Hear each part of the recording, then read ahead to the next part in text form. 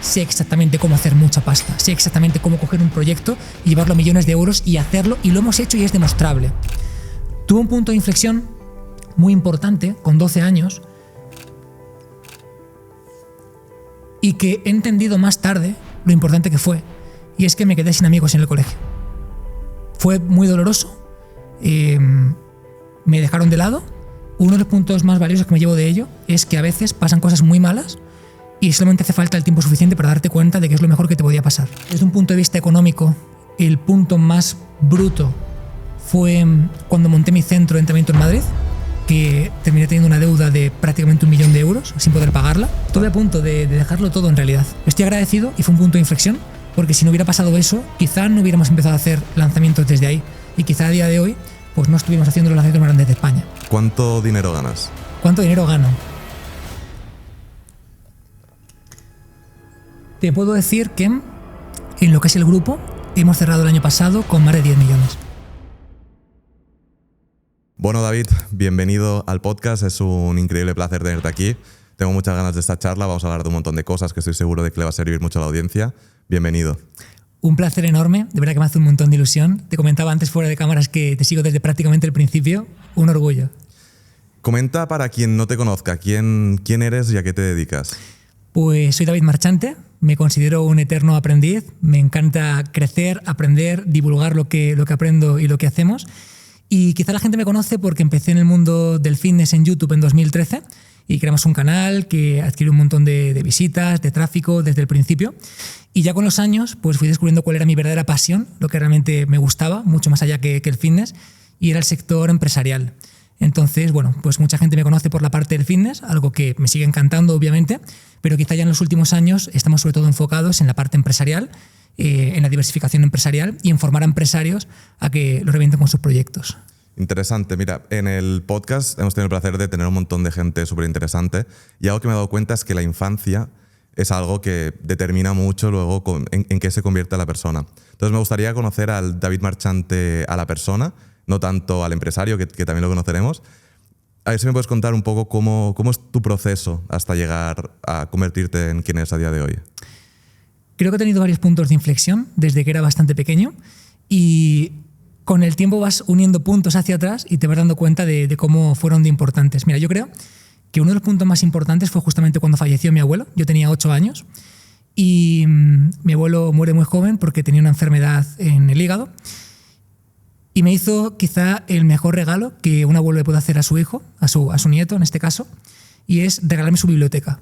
Mi abuelo le gustaba mucho el desarrollo personal, la medicina tradicional, tenía un montón de libros libros que quizá un niño con 8 años no debería leer o por lo menos no es lo habitual, y me hizo ese regalo. Para mí eso fue un punto de inflexión porque, claro, en medio de la emoción de que justamente mi abuelo falleciera, adquirí uno de los hábitos más importantes que un niño puede adquirir y es leer mucho y libros interesantes. Eso fue un clic súper importante. Siempre fui una persona que realmente considero que fui muy autoexigente, quizá por una autoexigencia propia, quizá por el entorno familiar, que también fueron muy exigentes conmigo, y siempre tuve como una mentalidad muy marcada de intentar mejorar, intentar ser el mejor, y hasta un punto incluso absurdo, ¿no? Yo recuerdo, por ejemplo, cuando era pequeño, que yo me pasaba llorando los exámenes del colegio por esa autoexigencia, ¿no?, que tenía por un punto interno y por otro punto externo también por la parte familiar. Esta parte familiar sí que es verdad que me hizo sufrir mucho, honestamente, cuando era pequeño porque no sabía gestionar esta autoexigencia, pero con el tiempo solamente puedo estar agradecido porque estos valores que me inculcaron pues al final me llevaron en cierta parte hasta el punto en el que estamos y lo pude aplicar. ¿Y por qué crees que tus padres o tu familia en general te exigía tanto? ¿O eras tú que te autoexigías? Creo que es una mezcla. Creo que de por sí tengo una tendencia a la autoexigencia, o mejor dicho tenía, ahora no tanto, lo he ido trabajando.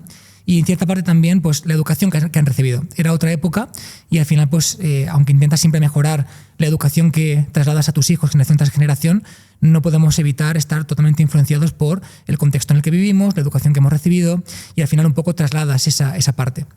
¿Y cuáles dirías que son los valores que te ha trasladado tu familia que a día de hoy como adulto y como persona exitosa dices, vale, esto me ha servido?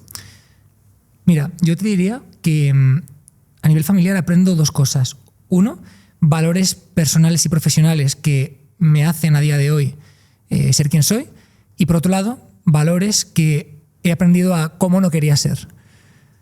Valores como, por ejemplo, el afán de aprender, el afán de crecer, el afán de ser un número uno, me han ayudado mucho a lo largo de mi vida. También me han hecho sufrir, porque al final es una carrera que nunca termina y que tienes que aprender a gestionar, pero algo con lo que he aprendido mucho y me ha servido un montón. Valores como la resiliencia, valores como la gestión de la frustración. Yo creo que mis padres han sido mis grandes mentores en cuanto a la gestión emocional. Creo que me han enseñado como nadie a saber realmente ser resiliente, saber realmente soportar la frustración, saber realmente gestionar momentos de emoción en picos de alta tensión. Eso para mí ha sido de lo más valioso que me he llevado sin ninguna duda. Y también cosas de cómo no quiero ser, como por ejemplo el identificar, el no actuar desde el miedo y hacer las cosas más desde el amor, el no actuar desde la escasez y tratar de hacer las cosas con más abundancia, cosas que pues evidentemente cuando vienes de un contexto familiar diferente, pues a veces toca ser la persona que rompe con esos patrones. Y en este contexto familiar, con todos estos valores que sin duda son muy poderosos, ¿cómo pasa ese chico con estos valores muy exigente a decir, vale, quiero ser empresario, quiero emprender? Yo creo que no ha sido una decisión, sino que es algo que me he ido encontrando. Cuando yo empiezo en YouTube en 2013, yo realmente no tenía intención ni de ser emprendedor, ni de ser empresario, ni nada de eso. De hecho, realmente en Internet no había prácticamente nada al respecto, al menos en habla hispana.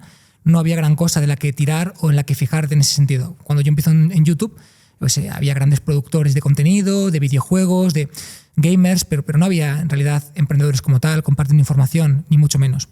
Yo empiezo en YouTube porque yo empiezo a tener un sentimiento súper fuerte de que realmente tenía algo bueno que aportar, de que llevaba mucho tiempo formándome en la parte de deporte, en la parte de ejercicio físico, y era como, joder, la gente en clase, en la universidad me pregunta al respecto sobre ejercicio para los exámenes. Sabía que tenía algo bueno que aportar y fue más una sensación de creo que tengo que aportarlo. Con el tiempo, evidentemente, vas conociendo a las personas adecuadas, vas dando con contextos, con personas, vas descubriendo y te vas dando cuenta de que realmente lo que a ti te apasiona o lo que te mueve ya no solamente la parte de deporte, sino una parte más de emprendimiento, de hacer proyectos, de hacerlos crecer, de ejecutarlos, y eso al final tiene un nombre que es ser empresario.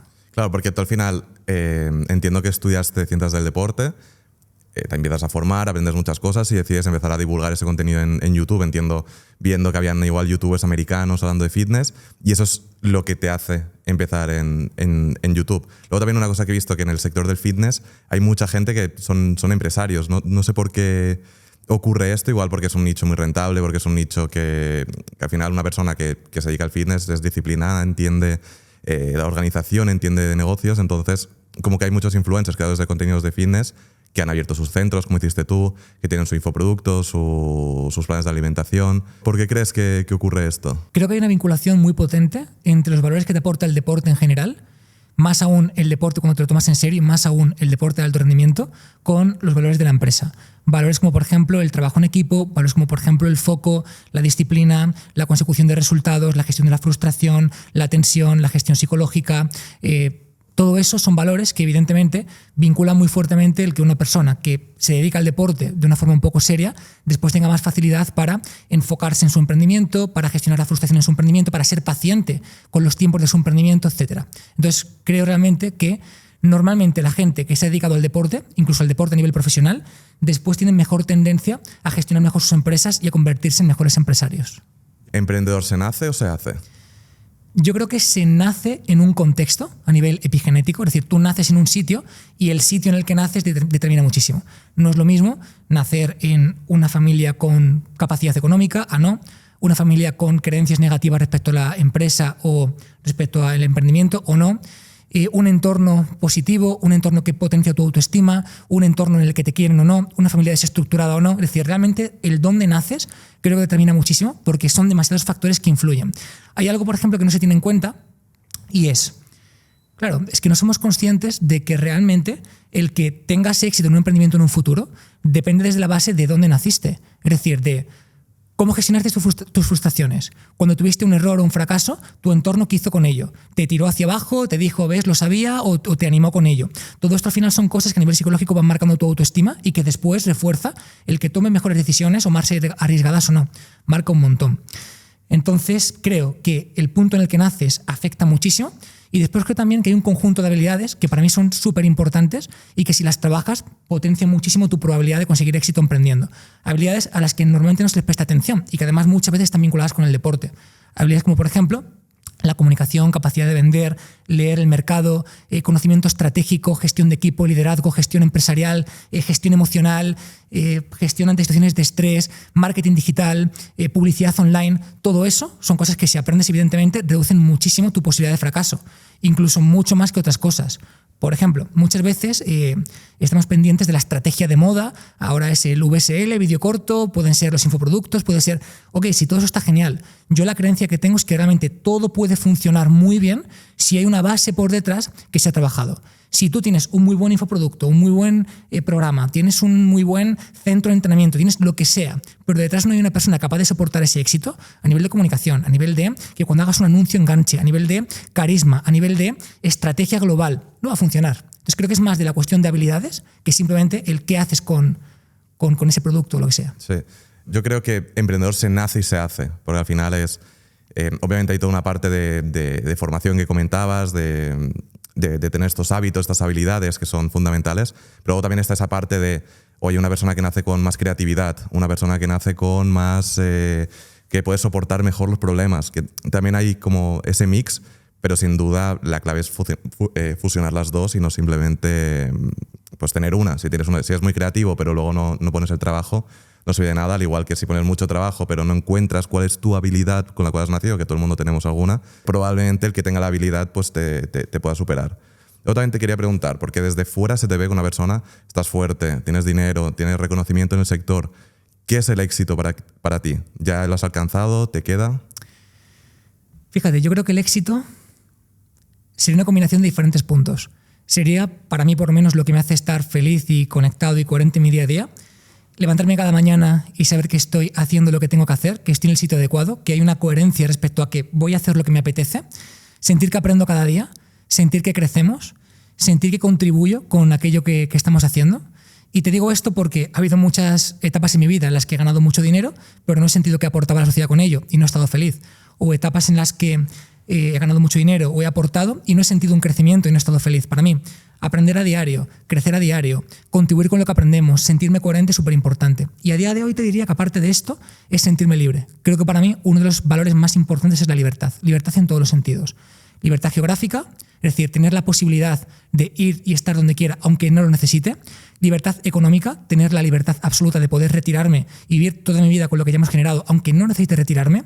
Libertad emocional, en el sentido de tener la capacidad para gestionar lo que ocurra, para sentirme coherente con ello y ser libre en general.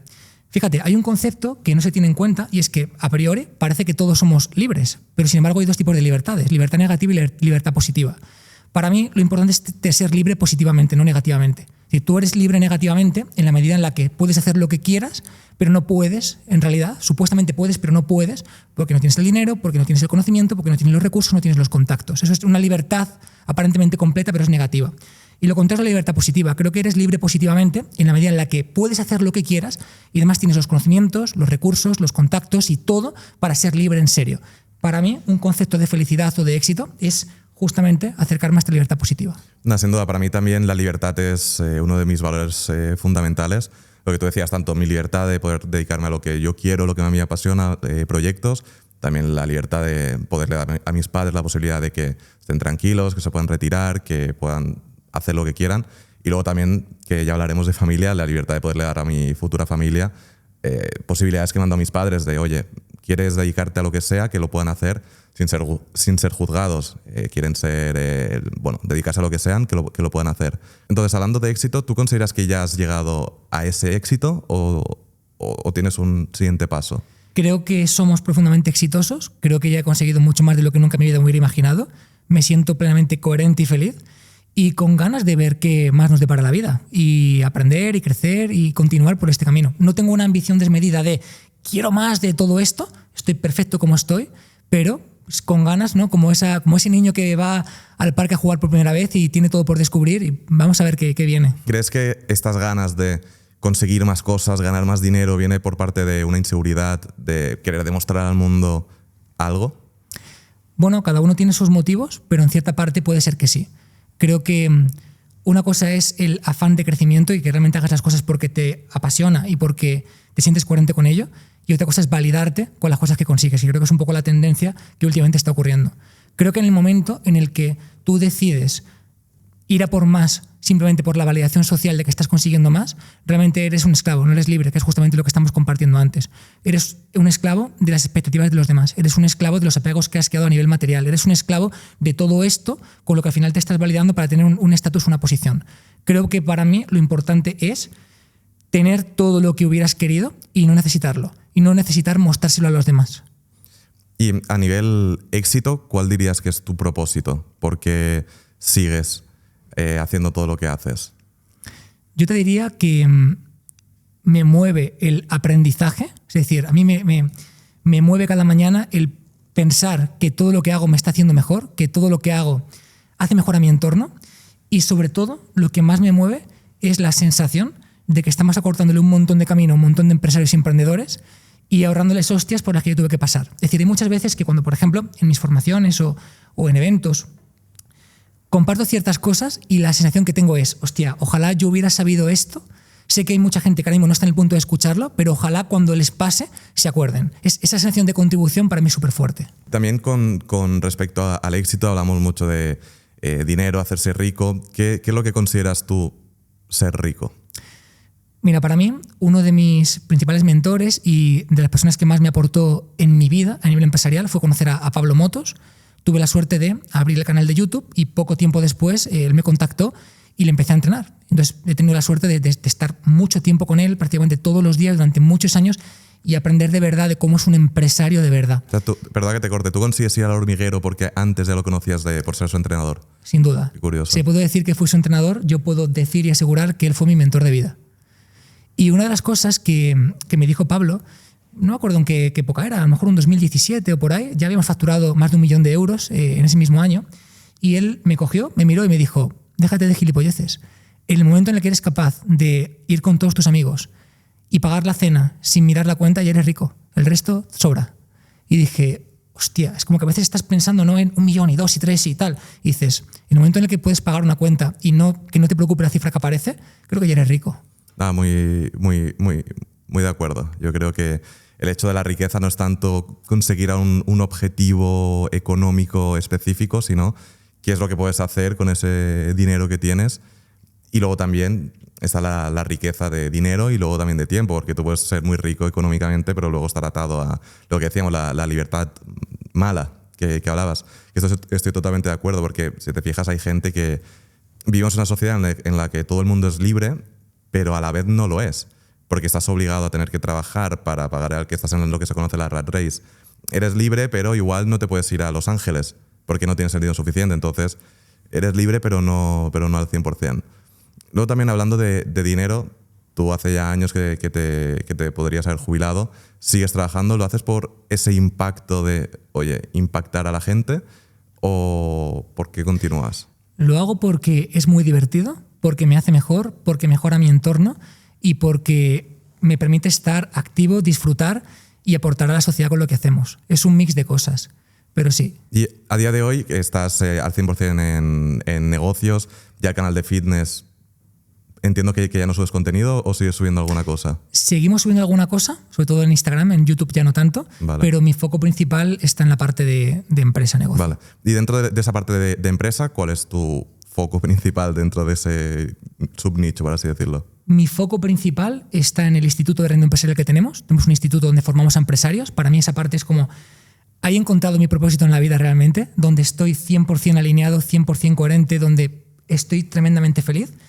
Y diría también en la parte de agencia. O sea, tenemos muchas empresas, somos un grupo empresarial, muchas de ellas están delegadas y funcionan por su cuenta, pero mi foco principal estaría en el producto propio, que al final es nuestro instituto de empresa, donde formamos a empresarios y emprendedores, y en la parte de agencia, donde ayudamos a que otras personas que tienen pues, otros programas, otros productos, otras empresas puedan escalar.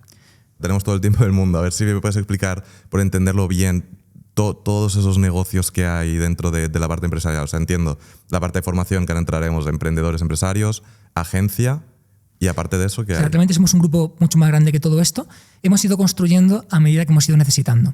Entonces, te pongo un poquito en contexto. Cuando yo empiezo en YouTube, pues al principio empiezas a editar tus vídeos, a grabarlos tú, a pensarlos tú, y poco a poco te vas dando cuenta de que no tiene sentido, de que te hace falta alguien que te pueda echar una mano. En un principio, pues contratas a un pequeño freelance que te va ayudando, poco a poco hay más recursos, lo contratas, poco a poco hay más recursos, te das cuenta de que esa persona es muy válida porque ha aprendido contigo.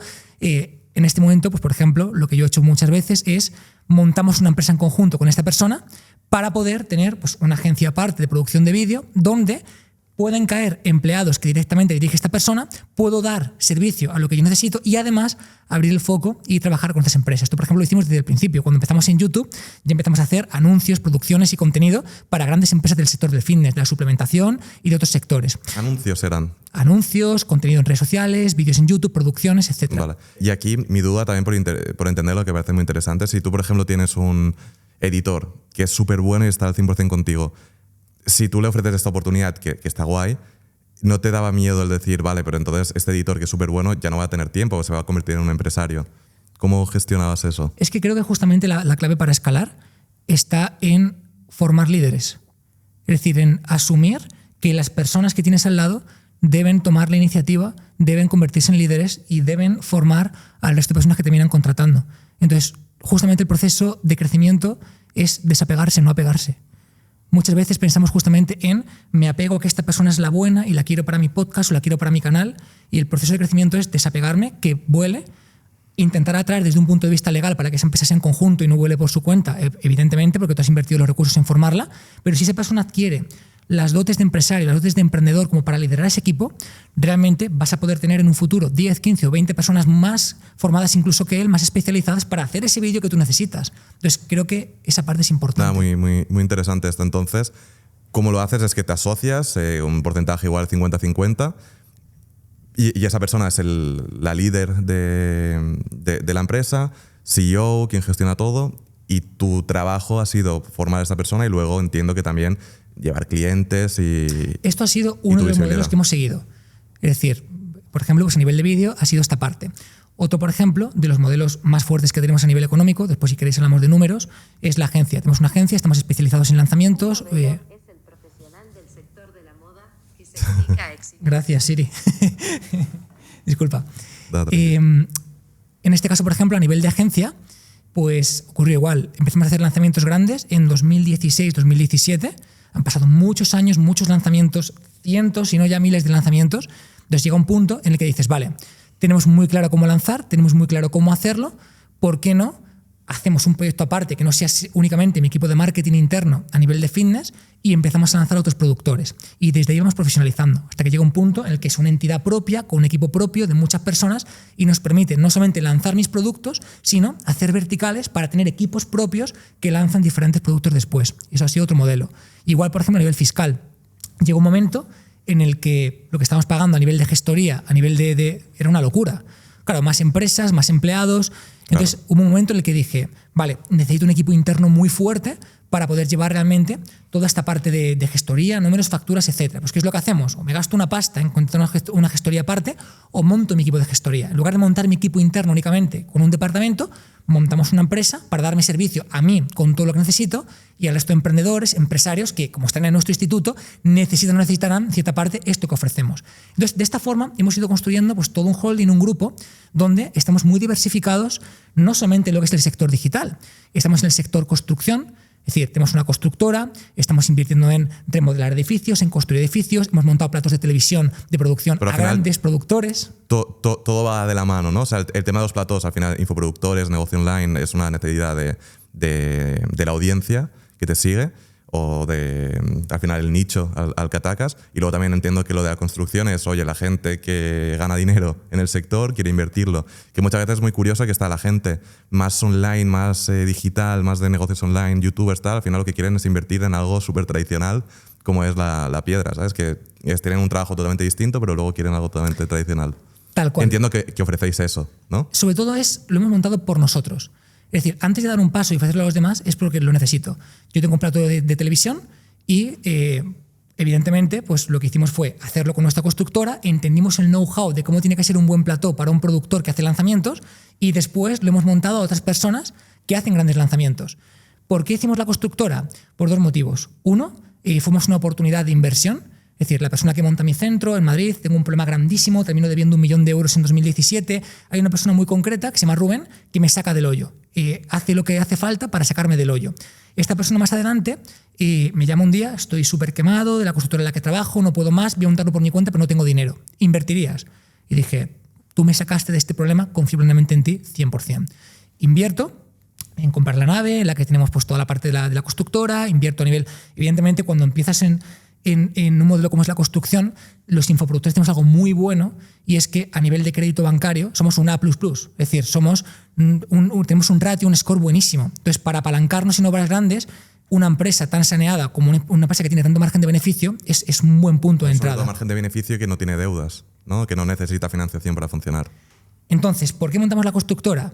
Por un lado, porque necesitamos esta parte, tanto en la construcción de cómo pueden ser los platós como en la construcción de inmuebles. Si este año planteamos comprar 12 inmuebles, son 12 inmuebles que requieren obras, acondicionamientos, que puedo subcontratar, pero no me fiaría de la persona que la que subcontrato. De esta forma lo subcontratamos a una empresa con una persona de plena confianza, donde yo soy un socio con gran parte de las participaciones de la misma empresa. Entonces, hemos ido montando todo este entramado para darnos soporte y servicio en una estructura muy sólida y a la vez ir abriendo este abanico hacia otras personas que lo pueden necesitar, porque al final, con el impacto que generamos, terminamos llegando a esa gente. ¿Y cómo consigues gestionar tantas cosas? Teniendo buenos líderes, entiendo, pero aún así algo te llegará, ¿no? Todos los días de todo. Mira, es curioso, pero en los últimos años, si algo he aprendido es que es mucho más fácil gestionar un equipo de más de 100 personas. Actualmente somos más de 100, no sé exactamente cuántas, pero a lo mejor 110 o algo así. Es más fácil gestionar un equipo de 110 personas que un equipo de 15. Porque cuando tienes un equipo de 15, todo pasa por ti. La vertical principal eres tú. Tú tienes que hablar con cada líder de cada área, tú tienes que ser quien supervisa, tú tienes que ser quien hace todo, tienes que ser quien corrige, todo te llega a ti. Pero claro, cuando ya sois más de 100 personas, incluso cuando ya sois 1000, que entiendo que será más fácil 1000 que 100, por lo que puedo observar y la tendencia que llevamos, ya todo cambia. ¿Por qué? Porque cuando llegas a un equipo de 100 personas, es únicamente por un hecho. Y es, has pasado el tiempo suficiente en un mercado y te has mantenido. Es decir, si no pasa el tiempo suficiente, es imposible llegar a 100 personas porque no puedes contratarlas y mantenerte. Entonces, cuanto más tiempo pasas en un mercado, más sólido es todo lo que haces, porque hay mucha rotación. Hay personas que no son tan válidas y se van, los buenos se están quedando. Entonces, cuanto más tiempo pasa, más fácil es que haya gente muy buena.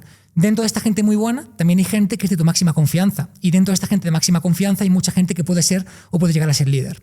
¿Cuál es la conclusión? Que cuando somos 100 y pico personas, yo hablo con 2 personas o con máximo 3. Cuando somos 15 yo hablo con 15. Es decir, implica menos es un 10% del trabajo o menos. Es interesante y si te parece vamos a hablar un poco de equipo y luego volvemos a todo el tema de empresas, porque es algo que a mí me interesa mucho, que este año he ampliado.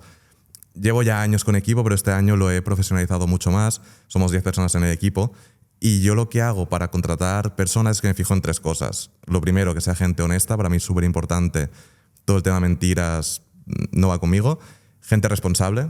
Yo al final, por el contenido que hago, predico pues, un tipo de vida, de poder trabajar desde casa, poder emprender, poder dedicarte a lo que te gusta, poder ser libre, que hablamos de la libertad. Entonces me veo con la obligación también de dárselo a mi equipo. Entonces ellos son libres de trabajar donde quieran, cuando quieran, pero por eso pido responsabilidad, súper importante, y que sean los mejores en lo suyo o que trabajen para hacer el mejor trabajo posible. Pero también está esa parte de, oye, es complicado gestionar un equipo. Tengo líderes también, pero tengo esa sensación también de que tengo que estar en prácticamente todo. Además, al dedicarme a la creación de contenido, es algo muy creativo, es algo muy personal, entonces hay cosas que veo imposible delegar al 100%, como por ejemplo con el proceso de miniaturas. Yo para una miniatura de un vídeo igual hago 15 o 20 miniaturas, pero el que decide cuál me quedo soy yo. Entonces, creo que hay cosas que son indelegables. ¿Tú cómo has gestionado esas cosas que igual sentías que son indelegables y luego no lo son? Creo que con el tiempo entiendes que hay muchas formas de hacer las cosas muy bien, hay muchas formas de hacer las cosas muy mal y muchas cosas de hacer las formas regular. Y el hacerlo muy bien, muy mal o regular no tiene que ver con cómo las harías tú.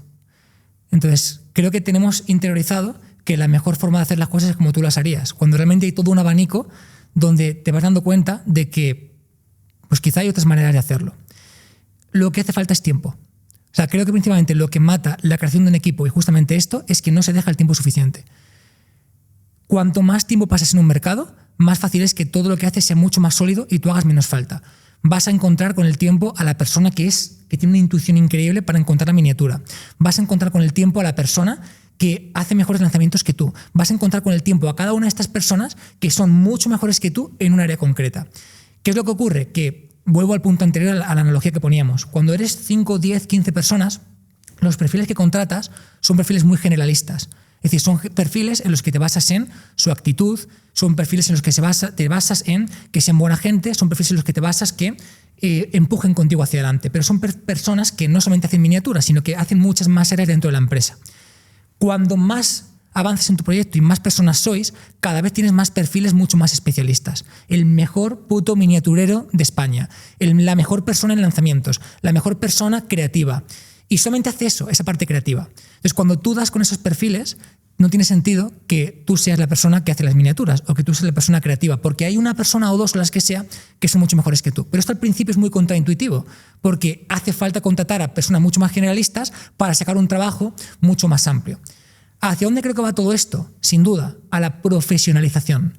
Todo esto va a que con el tiempo suficiente todos tenemos que ir a un mercado mucho más profesionalizado, donde pasemos de ser generalistas y cutres a cada vez cosas mucho más sofisticadas y mucho más hiladas.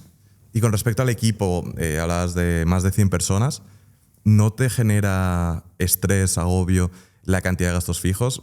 Te lo digo yo, que es algo que cuanto más tiempo pasa, volvemos al tiempo, te acostumbras y bueno, está ahí, pero al final son decenas de miles de euros, en tu caso, pues centenares de miles de euros probablemente todos los meses de gastos fijos. Y también entra la responsabilidad, tu responsabilidad como empresario, que todo vaya bien, porque la gente que está bajo tu cargo pues va a recibir el dinero porque ha confiado en ti y les vas a tener que pagar sí o sí. ¿Cómo gestionas ese estrés o esa responsabilidad? Al principio mal.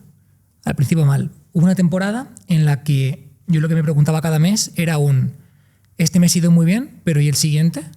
O este año ha ido muy bien, pero ¿y el siguiente? Es difícil. Ahora muy bien. Ahora mismo te puedo decir que los gastos fijos que tenemos no me suponen ningún tipo de carga, no me suponen ningún tipo de estrés, pero por diferentes motivos. En primer lugar, las cosas van muy bien, facturamos mucho más de los gastos que tenemos y también porque hay mayor planificación basada en datos, en KPIs. Es decir, yo puedo entender en qué momentos hay picos de facturación mucho más alta, en qué momentos son esos momentos donde estamos un poquito más justos, pero no pasa nada porque se compensa.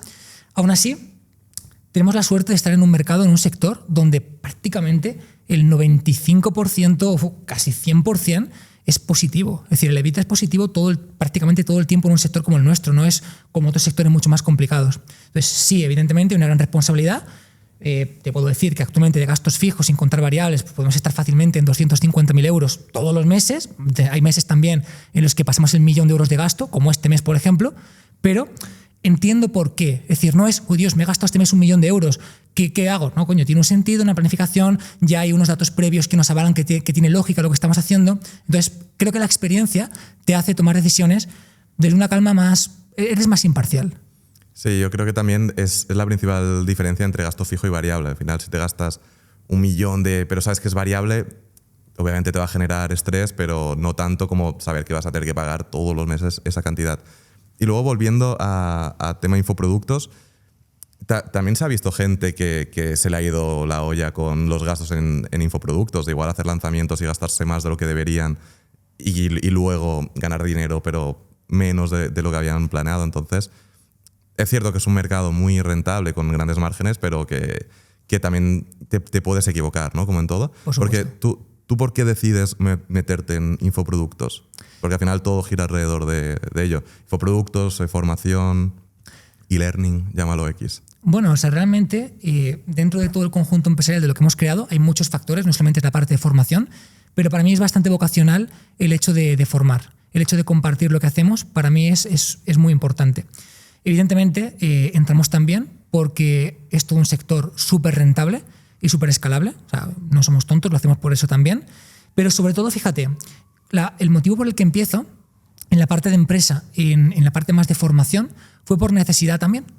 Es decir, estamos en un punto en el que no paramos de contratar a personas nuevas, no paramos de profesionalizar el equipo, no paramos de incorporar a gente.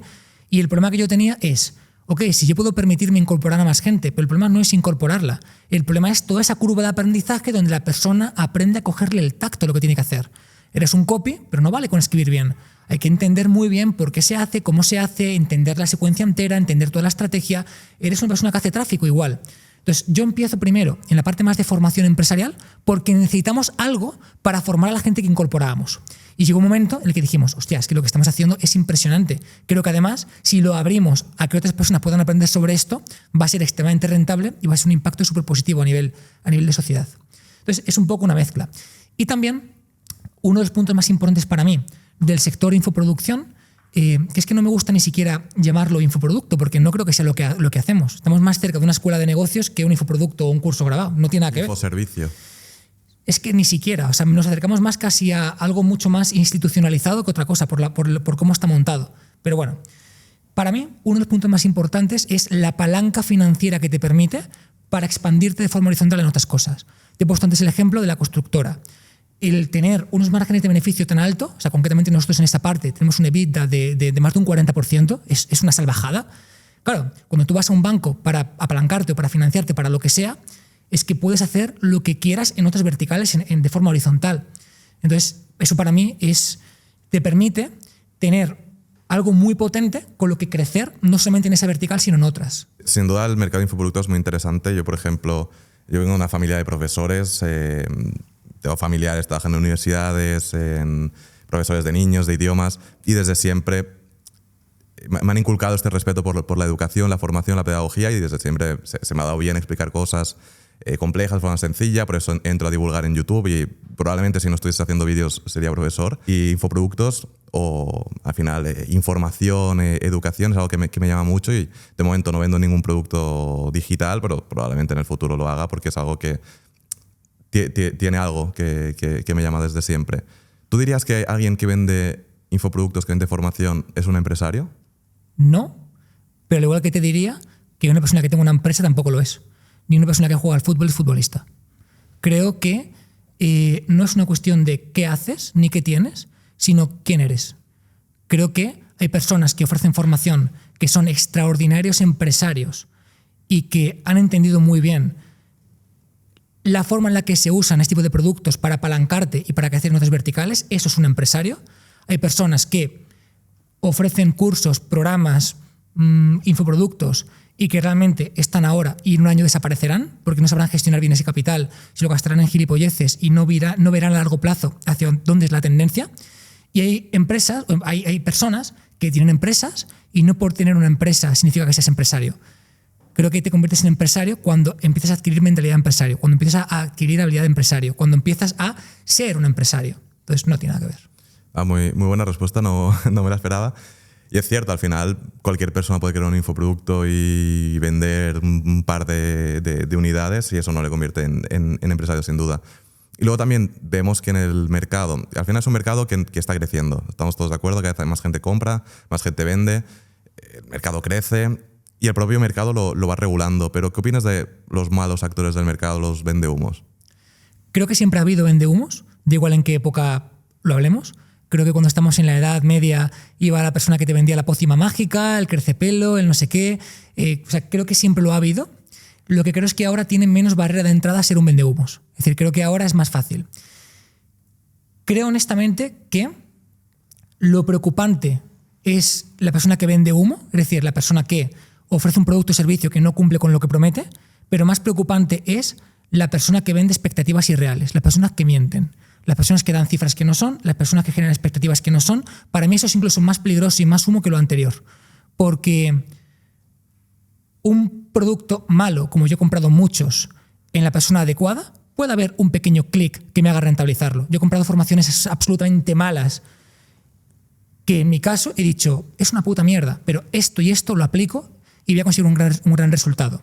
Hay formaciones extremadamente buenas que en la persona inadecuada no van a conseguir nada porque la persona no está en el punto de conseguirlo. Pero lo que realmente creo que es un problema son las falsas expectativas. Creo que el problema de verdad es cuando se inflan números que no son, cuando basas tu nivel de vida en algo que es irreal, en comprarte un Lambo asociando que eso es éxito, en cuando le haces ver a la persona que es fácil conseguir todo eso estando cerca de esta persona, que además es súper límbico, es como llegar directamente a una parte muy emocional.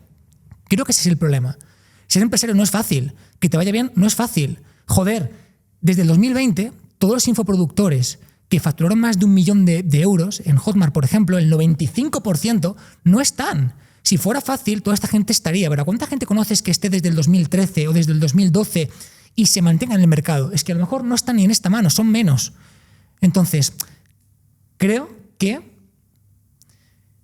es importante dar mensajes realistas, dar mensajes de que no es fácil, te lo tienes que currar, dar mensajes desde mi punto de vista de esa vida de lujo puede llegar y si es lo que te apetece está perfecto, pero desde luego no es ni tan sencillo ni tan idílico como muchas veces parece. Estoy totalmente de acuerdo. Yo creo que al final el secreto para encontrar a estos vendehumos y determinar si una persona lo es o no es que no te están vendiendo formación, sino que te están vendiendo un estilo de vida, un lifestyle. Si tú lo que estás comprando es lo que tú decías, ese Lambo, esa vida, pues probablemente te estás equivocando porque no es lo que debería ser, ¿no? Y ojo, respeto mucho a quien se compra un Lambo porque le gustan muchísimo los coches. O sea, que decir, no voy por ahí. Sí, pero el tema es, ¿por qué estás comprando ese infoproducto? ¿Por la formación o porque quieres ese estilo de vida? Exacto. Y es lo que hay que diferenciar, que luego también, obviamente hay la gran parte de la culpa es de esta gente que vende estos infoproductos, pero luego también hay una parte de responsabilidad de los comprahumo, que es la gente que compra estas cosas, porque si no los comprase no continuarían ellos en el mercado. Y también está esa responsabilidad de infórmate, lo que decías, cuánto tiempo lleva en el mercado, cuál es su reputación, cuáles son sus resultados y no compres simplemente pues, una vida bonita, sino, oye, sé responsable e infórmate un poco más. También creo otra cosa, y es que muchas veces se cataloga a algunas personas como vendehumos cuando realmente simplemente es una forma de exteriorizar que tú no eres capaz de conseguir ciertas cosas. Es decir, evidentemente hay una parte de responsabilidad del productor y hay gente que hace auténticas barbaridades y auténticas putas mierdas. Te lo digo porque yo compro prácticamente todo lo que sale porque quiero ver qué es lo que hay. Y hay veces que es una barbaridad, que dices, no tiene ningún puto sentido. Entonces, eso estoy 100% en contra. Pero también hay veces que hay personas que son y han sido muy buenas y simplemente sé que se les ha catalogado de una forma porque la persona no está en un punto de conciencia o de aplicar todo aquello que se está mostrando. Entonces también hay que asumir la responsabilidad. Ni todos son vendehumos, ni todos no. Creo que una parte es del productor, ya te digo yo, que hay auténticas barbaridades actualmente, y además también hay una parte de responsabilidad donde hay ciertas personas que con la mejor información del mundo nunca harán nada. ¿Cuántas personas siguen tu canal, que es brutal, con un montón de formación, con un montón de cursos, y aún así no conseguirán nunca resultados? ¿Por qué no te llaman vendehumos? ¿Porque es gratuito? Vale, pero si fuera de pago te lo podrían decir, pero no es una cuestión tuya, es una cuestión de la persona que no lo sabe aplicar, que no está en ese punto todavía de entenderlo. Coño, la responsabilidad es compartida. No, sin duda, o sea, la responsabilidad es tanto del que vende como del que compra. Y también me ha llamado mucho la atención lo que comentabas de Hotmart, del 95% que no están ahí, y es sin duda. Estuvo en el canal Alejandro Novas, que seguro que lo conoces, y también hablábamos de eso, de cómo ha ido evolucionando todo. Y es muy curioso que también tiene sentido cuando un mercado es nuevo, que los primeros actores pues, no estén para siempre y que luego cuando el mercado se va haciendo más maduro, que los que entran ya sean pues, con proyectos más sólidos o que simplemente por el momento del mercado como que acompañe más a que duren. Pero ¿tú por qué crees que ha ocurrido esto de que la mayoría de la gente que empezó no está a día de hoy? Yo creo que es una mezcla. En primer lugar, de la mala gestión de recursos. Es muy fácil que cuando tú haces un lanzamiento o te va muy bien a nivel digital y más aún en momentos como por ejemplo la pandemia, que fue como más fácil hacerlo, directamente te veas millonario rápido o con mucho dinero rápido y digas, pues despilfarro, me gasto esto, me gasto lo otro, pero es tener muy poca visión. Es tener muy poca visión porque todo aquello que te gastes en cosas que no son útiles para tu empresa es darle posibilidad a tu competencia de aquí a 2 o 3 años, porque no tienes esos recursos para invertir donde realmente tienes que hacerlo. Creo que ha habido una mala gestión de los recursos, eso por un lado, justamente unido a este supuesto lifestyle que estamos compartiendo antes. Creo además que ha habido una baja profesionalización, es decir, en un mercado donde todo está madurando, la forma de permanecer y la forma de seguir creciendo es profesionalizarte, es decir, reinvertir en más equipo, más profesionales, más detalle, hilar todo más fino. Ya, yo creo que un poco esa idea del infoproductor de hace años, de nómada, de tengo un equipo de 3 freelance, ya a día de hoy no, por gracia o por desgracia, ya no funciona eso. Ya el mercado pide algo mucho más serio. Se puede hacer, pero desde luego no es lo que tendrás que hacer en los próximos 5 años si quieres seguir manteniéndote o creciendo. Esa es la cuestión. Para mí, el punto diferencial de todo esto es, creo que hay que transicionar de formación o infoproductos a 3 elementos que para mí te van a hacer mantenerte. El primero es tener equipo propio. Cuando tú tienes un equipo propio, realmente estás poniendo una barrera de entrada para que quien quiera hacer lo mismo que tú lo pueda hacer de una forma mucho más complicada. Si el ejemplo lo pones tú mismo, cuando tú subes cursos gratuitos a tu canal de diferentes temas, lo que marca la diferencia es realmente en que lo que una persona puede ofrecer no lo pueda coger rápidamente de persona y compartirlo. Y eso, uno de los puntos es equipo propio, a nivel de soporte, a nivel de estructura, a nivel de muchas cosas. Lo segundo es tecnología propia. Es decir, cuando tú dejas de ser una formación o un producto y ya tienes un equipo para entregarlo, y ya tienes una tecnología para entregarlo sobre la que vas construyendo, quien lo quiera hacer por detrás, sí, podrá aportarte un poco de la información que compartes, pero la esencia, el equipo y lo que es la tecnología es incopiable. Y para mí hace falta innovación disruptiva. Te pongo un ejemplo. Es facilísimo hacer un infoproducto de inglés. Ahora, ¿te puedes comer un mercado con un infoproducto de inglés? Lo tienes jodido. Muchos competidores, muchos players, mucha publicidad. Es una cosa loca. Ahora, ¿cómo hay que entrar a competir en un mercado como el de inglés? Te hace falta un equipo muy bueno a nivel propio, mentores, sesiones, desarrolladores, te hace falta tecnología propia, apps como LoRa, como Duolingo, como 8Belts, y te hace falta ser disruptivo, empezar a meter inteligencia artificial, empezar a desmarcarte. Todo lo que se acerque a un producto de información, como puede ser el inglés, es totalmente incompetente en un mercado saturado. Todo lo que implique desmarcarte en equipo, tecnología y disrupción es lo que te permite encontrar océanos azules que hagan que tu producto funcione. Hacia eso vamos. Hablando de nuevas oportunidades o nuevas estrategias, algo que yo estoy viendo que está surgiendo ahora es estrategia con School. ¿Sabes lo que es School de Samovens, que ha entrado Ormozi ahora? Yo sinceramente creo que eso puede ser tendencia para el futuro, porque ahora lo que estoy viendo, sin estar tan metido en el mercado, es que las membresías es algo que está funcionando. Y las comunidades también, que la gente no quiere simplemente información, sino que quiere algo más. Y ahora lo que están haciendo con lo de School es una estrategia que es comunidades gratuitas, entra todo el mundo a la comunidad y luego se ofrecen comunidades de pago. Y en la comunidad gratuita, pues lo que hacen es que informan todo lo que hay en la de pago. Por ejemplo, hoy hay llamada con tal persona para resolver dudas de lo que sea. Y te lo ponen en la gratuita, pero claro, no puedes entrar. Entonces es un poco la estrategia. ¿Cómo ves el tema de School?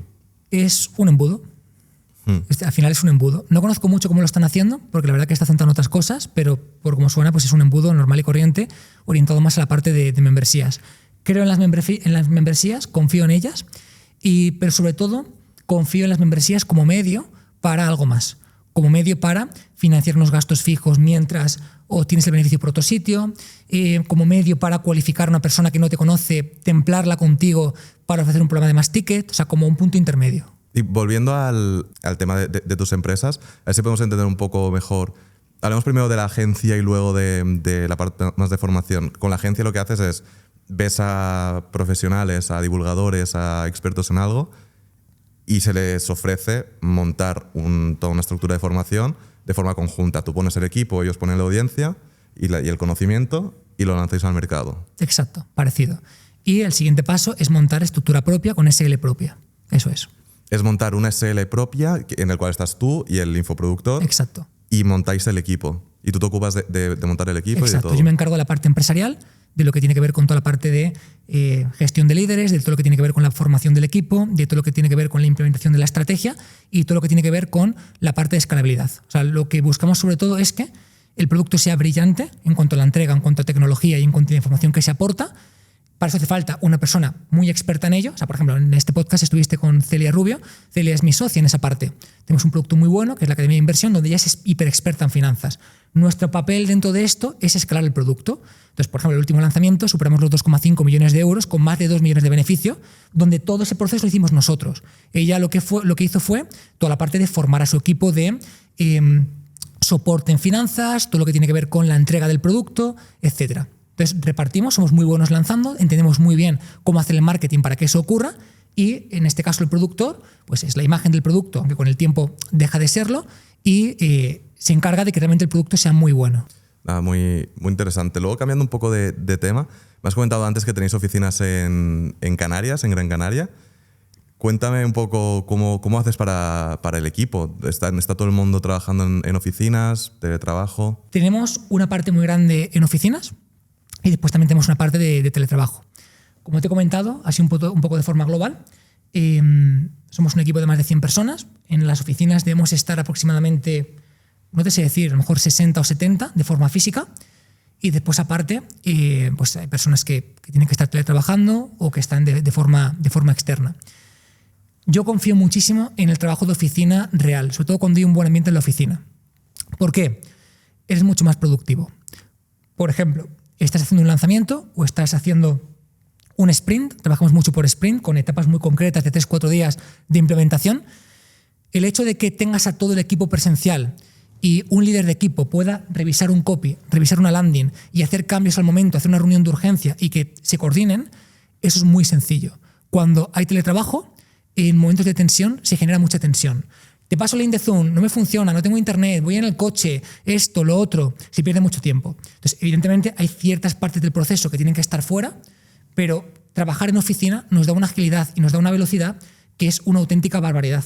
De hecho, creo que no podemos hacer lanzamientos tan grandes como hacemos o desarrollar empresas tan potentes como hacemos si no hubiera una cohesión y coherencia de equipo presencial. Ese buen rollo, esa conexión, ese no voy a tomarme mal un mensaje porque suena a borde, te lo estoy diciendo y me entiendes. Todo eso son problemas que te evitas. Entonces es algo que sí que recomiendas, ¿no? Tener oficinas físicas. Sé que va en contra de lo que mucha gente piensa en el sector digital, pero yo te puedo decir, basándome en datos, que no nos hubiéramos podido profesionalizar como lo hemos hecho sin esta parte tan robusta presencial.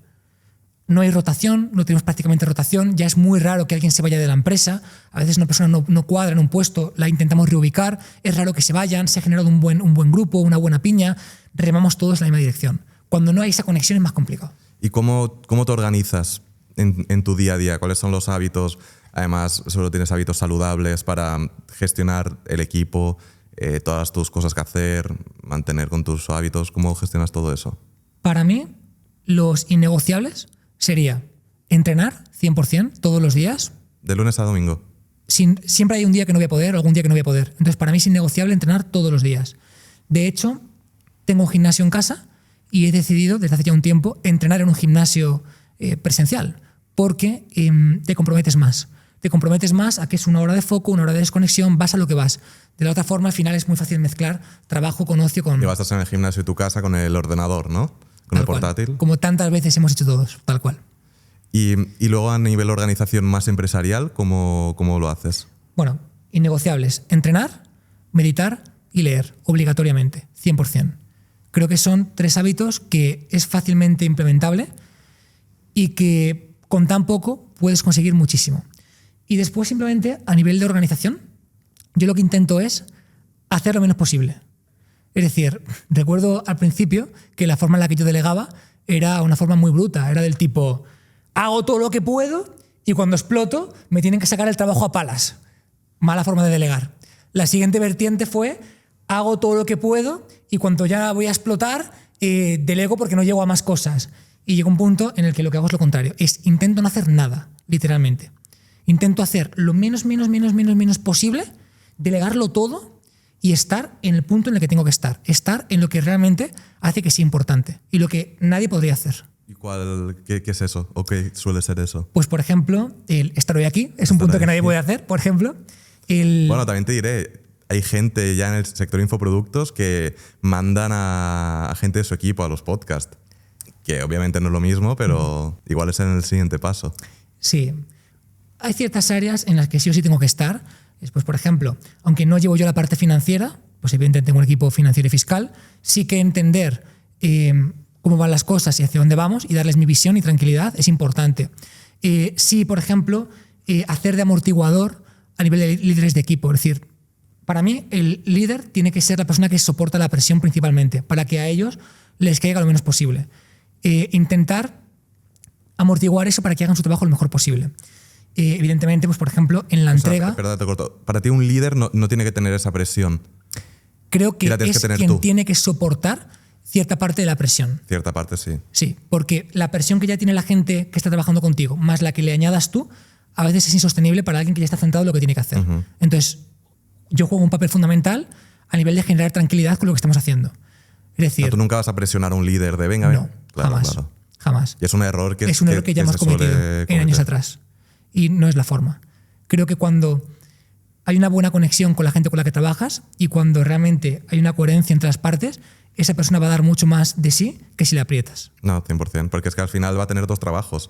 tener que escuchar lo que tú le dices y contestarte rápido y tal, y además tener que hacer el trabajo que tiene que hacer.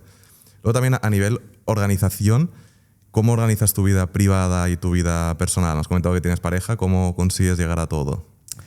Pues sí que es verdad que invierto una gran parte de mi día en la parte laboral porque me encanta, o sea, para mí es un punto que disfruto muchísimo, pero después es organización. Creo que va más con cómo gestionas la pareja que con cómo te gestionas tú como empresario. Es decir, va más de las bases que se estructuren con tu pareja de por sí a nivel de cuál es el espacio privado que tiene ella, cuál es el espacio privado que tengo yo, cuál es el espacio que compartimos, en qué momentos. Creo que va más por la base que se estructura en la relación que por tu trabajo en sí. Creo que normalmente los empresarios que no saben combinar esta parte no es tanto por tengo muchas cosas que hacer y es un caos, sino porque no se han sentado bien las bases de cuál es tu espacio privado, qué ocurre en él, dónde tengo que estar yo presente, dónde no, qué compartimos, en qué momentos, cómo.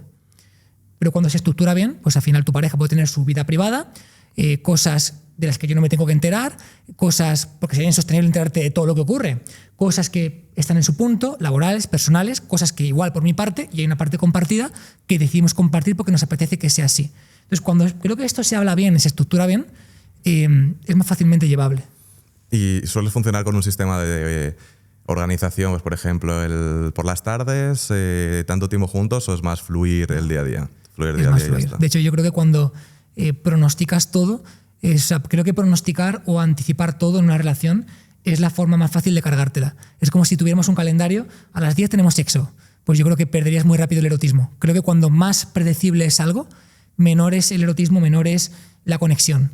Y cuanto más incertidumbre, creo que más atracción y más conexión. Por eso cuando una pareja empieza, cuando hay posibilidad de que no sea así, es cuanto más pasión hay, cuanto más emoción, cuanto más loco es todo, y en cuanto te casas, tienes hijos o más estructuras tu vida, más se tiende a enfriar. Sí, y yo creo que también pasa en las empresas. Si tienes un horario exacto que sabes lo que vas a hacer todos los días, no hay esa emoción porque es muy rutinario. Me acuerdo de ver un tuit que ponía, era una chica y ponía su calendario, estaba lleno, y ponía, era en inglés, ponía algo como: este es mi calendario gestionando un fondo de no sé cuántos millones de dólares. Y uno le comentaba, le decía, pues yo pagaría tantos millones por no tener este calendario. Porque es que muchas veces es eso, si ya sabes exactamente todo lo que vas a ir haciendo. Creo que la incertidumbre es vida. Creo que los emprendedores podemos ser extremadamente felices justamente por esta sensación de emoción que nunca se va a perder porque nunca vamos a parar de avanzar. Claro. Para mí, por ejemplo, y imagino que lo sería para ti también, uno de los momentos más felices del día es cuando haces clic en ese botón de publicar el vídeo. Esa dopamina, ese hecho bien el trabajo, ese ver el impacto de la gente, leer los comentarios y esa incertidumbre porque no sabes cómo te va a ir. Total. Ese 1 de 10, 5 de 10, 10 de 10. Totalmente. ¿Y luego tienes hobbies? Sí. Es difícil a veces separar la parte profesional de crecimiento con los hobbies, porque entrenarlo es, leerlo es. Pero bueno, sí que tengo hobbies. Por ejemplo, me gusta mucho hacer escape rooms. Soy bastante fans de ir a sitios de escape room y darle caña. Es un momento de relax y despejarme muy, muy potente. Pasear, tío, me gusta pasear por la ciudad sobre todo. Viajar. El tema de los hobbies es algo que yo me acuerdo de preguntarme a mí mismo hace un tiempo, decir, ¿tienes hobbies? Y decir, no lo sé. Pero luego te vas a pensar y sí que los tengo. Yo tengo varios hobbies. A mí, por ejemplo, me encanta la música desde siempre. Viajar también me gusta mucho. Colecciones, también siempre he sido de coleccionar.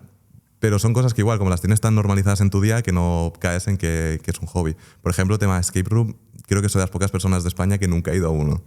Nunca he ido a uno, la verdad que me gustaría. Luego también te quería preguntar, al gestionar tanta gente, tantos proyectos, tantas vertientes, ¿cómo llevas el estrés? ¿Cómo consigues soportarlo? Muy bien, honestamente. Creo que, evidentemente, he tenido que aprender a gestionarlo bien. Al principio muy mal, era una losa que pesaba mucho, pero yo ahora me siento muy relajado, me siento muy tranquilo, muy confiado. Creo que en cierta parte también empiezas a reducir tu nivel de estrés en la medida en la que tú te trabajas. Por ejemplo, voy a contar algo que además nunca he expresado, a ver si lo sé expresar. Posiblemente en 2017 estaba muy estresado, o 2018, porque ya tenía gastos fijos, no sabía cómo iba a ir el siguiente mes, estamos empezando a montar empresas que crecían y estaba estresado, obviamente. Y posiblemente mi expectativa o mi foco estaba en confiar en algo externo, en este caso en mi audiencia, por ejemplo. Era estoy agobiado, económicamente no sé cómo será el siguiente mes, pero tengo una audiencia que lo respalda. A día de hoy, podría no tener audiencia y estaría más tranquilo que en 2017. ¿Por qué? Porque el foco creo que lo he trasladado a algo interno mío, de posibilidad personal. Es decir, sé exactamente cómo hacer mucha pasta, sé exactamente cómo coger un proyecto y llevarlo a millones de euros y hacerlo, y lo hemos hecho y es demostrable, muchas veces. Creo que cuando tienes esa seguridad en ese conjunto de habilidades que has trabajado, cuando tienes todo tan claro de cómo hay que hacer las cosas, sí, a veces las cosas se complican y pasan cosas, obviamente eso es la vida y es la incertidumbre de la que hablábamos, pero tengo la certeza de que va a ir bien, tengo la certeza de que sabré sacarlo. Y ha sido un proceso sobre todo de evolución personal, no tanto de otra cosa. Es al final el tema de que decíamos, la incertidumbre, que es buena y mala a la vez, ¿no? Que también es el miedo del emprendedor de, oye, ¿qué va a pasar? Esto no es algo estable. Luego, esto que dices de este momento de estrés, al final todo el mundo, todo emprendedor tiene momentos en los que son momentos complicados y hace que evolucione o bien para mal. ¿Tú dirías que ese fue uno importante? Bueno, sin duda lo fue. ¿Pero has tenido algún momento más así importante que te hizo cambiar? ¿Como emprendedor o en general en mi vida? En general. Vale, sí. Justamente además hace poco pensaba sobre esto y yo creo que ha habido varios puntos importantes que me han hecho avanzar mucho a nivel personal y profesional. El primero te diría, retomando el inicio de esta conversación, cuando fallece mi abuelo y me leo toda su biblioteca de un montón de libros súper potentes de desarrollo personal con 8 años. Eso para mí fue un clic. Es un hábito que nunca dejé de tener. La lectura, el aprender, no hay mejor sitio para encontrar buena información que en libros que han sido escritos por personas que ya han pasado por ahí. Eso por un lado. Tuve un punto de inflexión muy importante con 12 años y que he entendido más tarde lo importante que fue. Y es que me quedé sin amigos en el colegio. Fue muy doloroso. Me dejaron de lado. Yo ya entendía que no encajaba quizá mucho con el entorno en el que me encontraba y pues típico que decide dejarte todo el mundo de lado. Fue un punto de inflexión, aprendí a estar en solitario, aprendí a muchas cosas, pero sobre todo con el tiempo me he dado cuenta de que ninguna de esas personas que estaban son a día de hoy quien yo querría ser. Entonces, para mí, uno de los puntos más valiosos que me llevo de ello es que a veces pasan cosas muy malas y solamente hace falta el tiempo suficiente para darte cuenta de que es lo mejor que te podía pasar. Si eso no hubiera ocurrido, quizá yo hoy no sería un emprendedor o un empresario, sino otra cosa. O sea, estoy totalmente de acuerdo que estos momentos complicados y más en la infancia es lo que puede potenciar a alguien. ¿No crees que igual también ese David pequeño dice en ese momento, oye, voy a ser una persona súper exitosa para que me veáis dentro de unos años y que os acordéis de este momento? Seguramente no así. Quizá lo pensó, pero no creo. Sí, yo, por ejemplo, a veces que lo pienso digo, ¿por qué sigo haciendo todo lo que hago? Y yo cuando era pequeño era disléxico. Y entonces, en parte, es esa parte de demostrarme a mí mismo de, mira, a pesar de venir con dificultades, mira de todo lo que soy capaz. Y yo creo que también todos los emprendedores tenemos esos puntos, o bien cuando somos pequeños o cuando ya somos adultos, de algo que... Esos momentos complicados, ¿qué es lo que te hace continuar? Por ejemplo, me acuerdo en un vídeo de Adrià Solà, no sé si sabes quién es, que habla de... Claro. Ahora está hablando mucho de marca personal y contenido súper top. Y él decía que él cuando era pequeño en el instituto estaba así más gordito y que un profesor le cogió el Michelin y le decía, mira, deja de comer chocolate o algo así le decía. Y él comentaba que cuando se puso en forma, ahora está súper en forma, que se acordaba de eso. ¿Sabes? Cuando estaba haciendo la plancha y quedaban 10 segundos, se acordaba de eso. Y es como ese boost de motivación que te anima a conseguir las cosas. Sí, quizá el aprendizaje que me llevo es que al final, lejos de una preferencia personal, está y termina pasando lo que tiene que pasar. Y ya está. Y con el tiempo te das cuenta de que es lo que tenía que ser. Desde un punto de vista más empresario, más emprendedor, evidentemente he tenido puntos de inflexión muy fuertes y te diría que los más grandes son vinculados con la gestión de equipos. Creo que sobre todo cuando empiezas es muy complicado gestionarlos y eso acarrea muchos problemas, más aún cuando eres una figura pública. Se te vuelve la gente en contra, tienes sus expectativas, tú llevas una velocidad con tu proyecto que a veces las cumple y a veces no. Eso es un punto importante. Te diría que desde un punto de vista económico, el punto más bruto fue cuando monté mi centro de entrenamiento en Madrid, que terminé teniendo una deuda de prácticamente 1 millón de euros sin poder pagarla y sin poder refinanciarla. Fue ahí donde empecé con el sector de la formación, fue ahí donde empecé con la parte de montar formaciones y gracias a ello en el sector del fitness remonté esa deuda, pero eso me hizo crecer muchísimo y sobre todo me hizo empezar a darme cuenta de que al final salir de ahí es una cuestión propia, no puedes esperar nada de nadie, ni de los demás, ni del sector, ni de que nadie haga nadie por ti, tienes que ser tú quien lo saque. Estoy agradecido y fue un punto de inflexión porque si no hubiera pasado eso me bailan las fechas, pero 2016-2017 y hubiera debido 1 millón de euros, quizá no hubiéramos empezado a hacer lanzamientos desde ahí y quizá a día de hoy pues no estuviéramos haciendo los lanzamientos más grandes de España, por ejemplo. Y el último punto de inflexión personal, profesional más duro quizá de mi vida ha sido cuando he tenido que negociar la salida de la empresa de mi padre. Porque simplemente sus visiones, expectativas, su forma de gestionar no cuadraba con lo que yo entendía que tenía que ser la empresa en el futuro. Estilos de liderazgo totalmente distintos, formas de actuar totalmente distintas y evidentemente con un proceso doloroso que vincula lo personal con lo profesional. Está muy, muy interesante y muchas gracias por abrirte en estos temas. Es verdad que la familia en los negocios puede ser muy positivo juntarlo o puede ser muy negativo y hay que saber verlo y también valorar al profesional por lo que es y no por lo que es a nivel personal. Cambiando un poco de tema, como una objeción que veo mucho de la gente con respecto a montar infoproductos es esa creencia errónea de que la única forma de montar un infoproducto y tener éxito es siendo famoso, siendo conocido, teniendo una marca personal. ¿Tú crees que se puede tener éxito como infoproductor y hacer un lanzamiento o montar una formación interesante y vivir de ello, convertirte en un empresario sin tener marca y sin tener seguidores? 100%, creo que se puede perfectamente. Lo que pasa es que evidentemente cuanta más marca personal tienes y cuanto más lo trabajas, menos objeciones hay de cara a comprarte porque ya confían en ti. Va rompiendo barreras. Cuando una persona tiene que comprar un producto, piensa primero si está capacitado para ver que tiene un problema, piensa si conoce que hay una solución para su problema, si confía en la solución, si confía en la persona que tiene la solución y finalmente cuando todo se alinea, pues la persona puede comprarte. Entonces, claro, si una persona confía en ti como marca personal pero no confía en tu producto, no te va a comprar.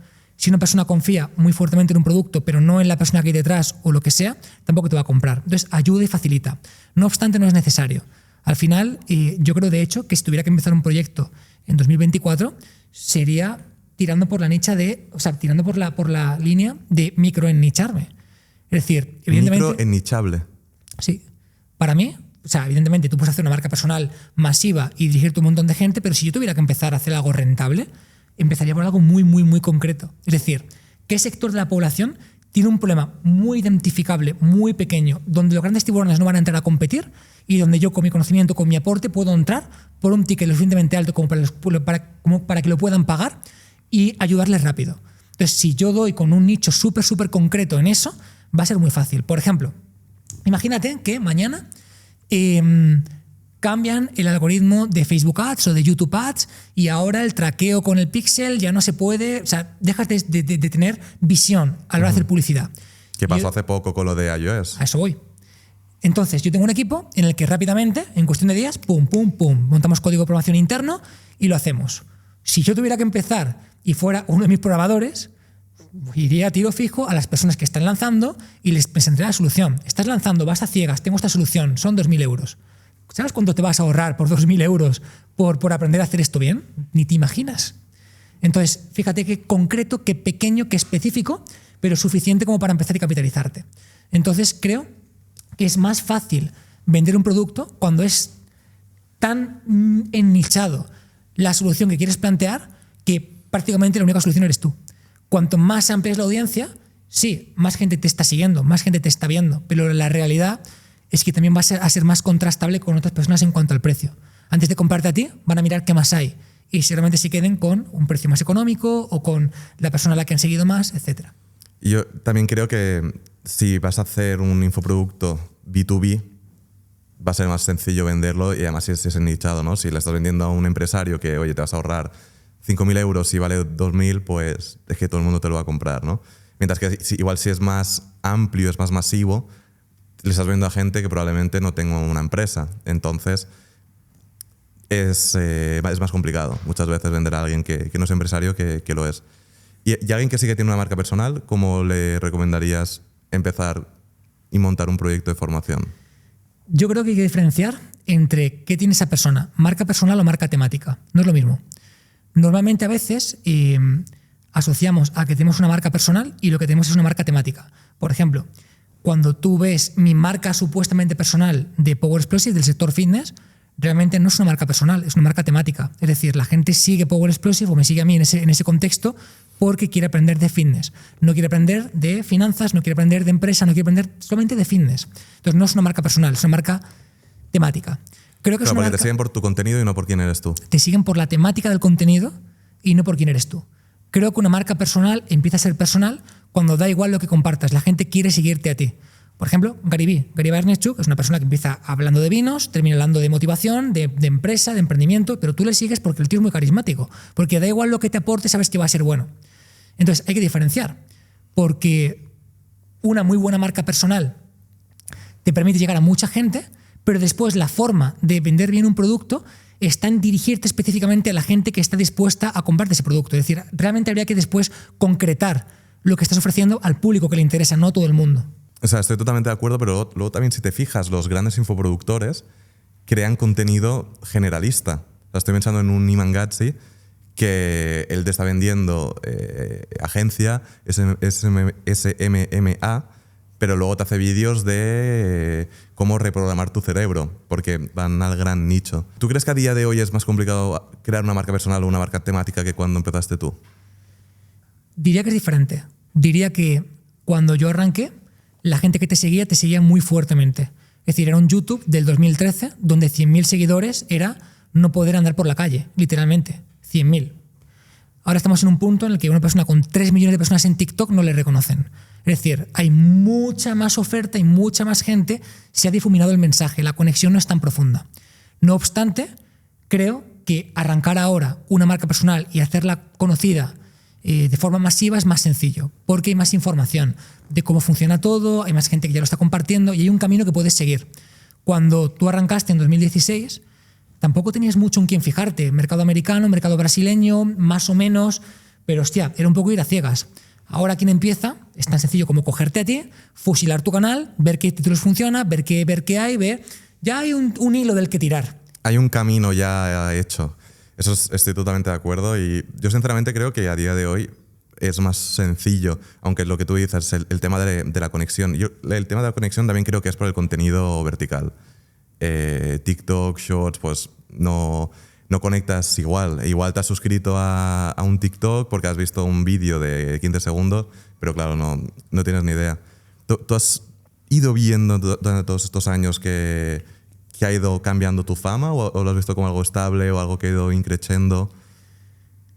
O al contrario, que ha ido decreciendo. Etapas. Al principio se me hacía más complicado de gestionar, porque también, como te digo, había menos gente y era mucho más loco. Con el tiempo creo que se ha tranquilizado, creo que también he buscado un poco más de que se tranquilizara en este sentido, y en esta última etapa es un público muy distinto, es un público mucho más empresarial, mucho más emprendedor, y estoy más tranquilo, y me gusta más estar tranquilo. A mí me gusta en lo general mantener un perfil bajo. Uh-huh.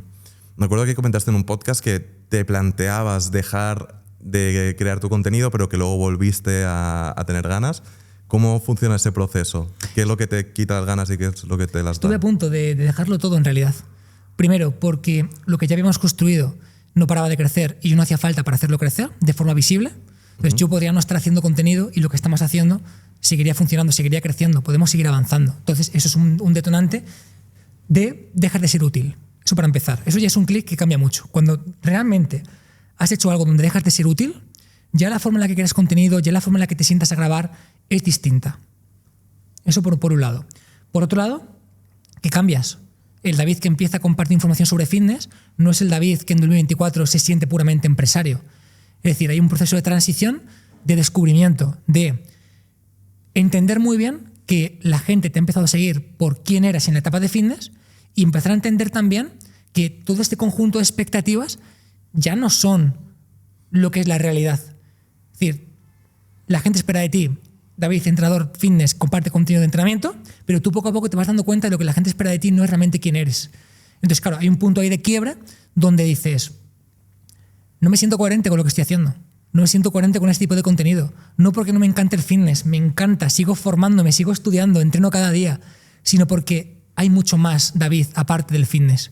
Claro, esto es un conflicto muy grande por dos motivos. Uno, porque te planteas desmontar todo un imperio que es muy rentable y eso es difícil, desapegarte a ello. O sea, cuando las cosas van mal, soltarlas es fácil, pero cuando las cosas van muy bien y las tienes que soltar porque no eres coherente con ellas, eso es un proceso que me gustaría ver a mucha gente que no está viendo tomándolo. Y en segundo lugar, porque hay todo un conjunto de expectativas creadas en base a tu persona y lo que la gente ha ido viendo de ti y se van a dar cuenta de que ahora es otra cosa. Esto genera fricción. Es decir, ya no es lo que eras, fíjate, esto, lo otro. No, creo que soy lo que era, soy lo que tenía que ser. Lo que pasa es que no soy las expectativas que tú tenías de quien supuestamente yo era. Luego también el problema es si sigues siendo la misma persona 11 años después que llevas creando contenido. Ahí sí que estaría el problema real. Probablemente fue que la gente en redes sociales, especialmente en Instagram, que cuando sigues a alguien te salen todas las historias, te seguía por una cosa y de repente el contenido es otro y es algo que te sorprende. Pero si no me equivoco, te has creado otra cuenta, ¿no? Sí. Tenemos otra cuenta, se llama Rendimiento Empresarial y es donde puramente hablo de empresa y comparto además mi día a día a nivel empresarial, lo que hacemos, números, muy realista y transparente. Hilándolo con esto, también lo que creo que pasa es que normalmente la gente evoluciona a un ritmo normal y un emprendedor, un empresario evoluciona muy rápido en su vida, es como un proceso. Un año nuestro es como muchos años de una persona normal, porque estamos expuestos constantemente a crecimiento, a tensión, a incertidumbre, a dolores, todo el rato. Claro, cuando una persona 10 años después está en el mismo punto y tú estás en un punto totalmente contrario, el ejercicio no es de introspección de ¿por qué estoy en el mismo punto? El ejercicio es cómo ha cambiado esta persona, ya no es lo que era. Pero realmente creo que hay que mirar más para adentro que hacia afuera. Creo que lo natural es cambiar. No, 100%. Yo creo que también es un error principal el mirar hacia afuera en vez de para adentro. Por ejemplo, mucha gente me pregunta el tema de ¿cómo haces tú para conocer a tanta gente tan interesante? ¿Qué haces? ¿Vas a eventos de networking? ¿Cómo haces? Y es como explicar, oye, que no funciona así.